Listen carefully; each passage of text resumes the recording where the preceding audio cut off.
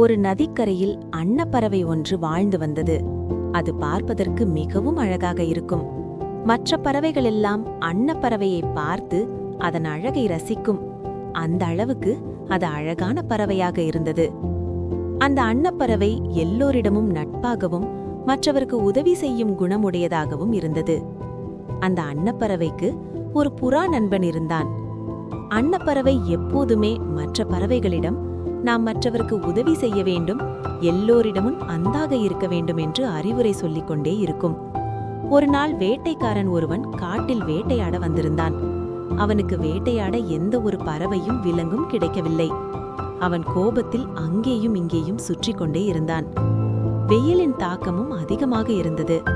கடும் வெயிலினால் அந்த வேட்டைக்காரனும் களைப்படைந்து ஒரு மரத்தடியில் போய் ஓய்வெடுக்க அமர்ந்தான். வேட்டைக்காரன் ஓய்வெடுத்துக் கொண்டிருந்த அதே மரத்தின் கிளையின் மேலே அன்னப்பறவை உட்கார்ந்திருந்தது. அன்னப்பறவை வேட்டைக்காரன் கீழே களைப்பாக இருப்பதை பார்த்து மேலே கிளையிலிருந்து கொண்டு அதன் சிறகினால் அவனுக்கு காற்று வீசி கொடுத்து கொண்டிருந்தது. அந்த காற்றின் குளிர்ச்சியால் அந்த வேட்டைக்காரன் அப்படியே தூங்கிவிட்டான். அப்போது புறா அங்கே வந்து அன்னப்பறவையிடம் கேட்டது, நண்பா, உனக்கு இவ்வளவு பெரிய மனசா? இந்த வேட்டைக்காரன் மற்ற பறவைகளை எல்லாம் வேட்டையாடுபவன், நமக்கு தீங்கிழைப்பவனுக்கு நீ உதவி செய்கிறாயே என்று கேட்டது. அதற்கு அந்த அன்னப்பறவை சொன்னது, நண்பா, வேட்டையாடுவது அவனுடைய தொழில், அதனால் அவனை நாம் தவறு சொல்ல முடியாது. இப்போது அவன் மிகவும் களைப்பாக இருக்கிறான், அதனால்தான் நான் என் சிறகினால் அவனுக்கு காற்று வீசி கொடுத்து கொண்டிருக்கிறேன் என்றது.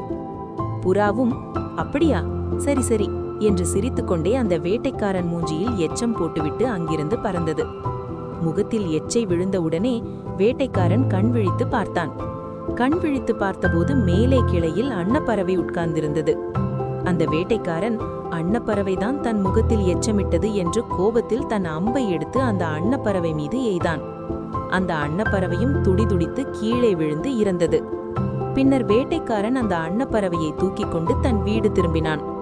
தன்னுடைய நண்பன் புறாவினாலே அந்த அன்னப்பறவையின் உயிர் பிரிந்துவிட்டது.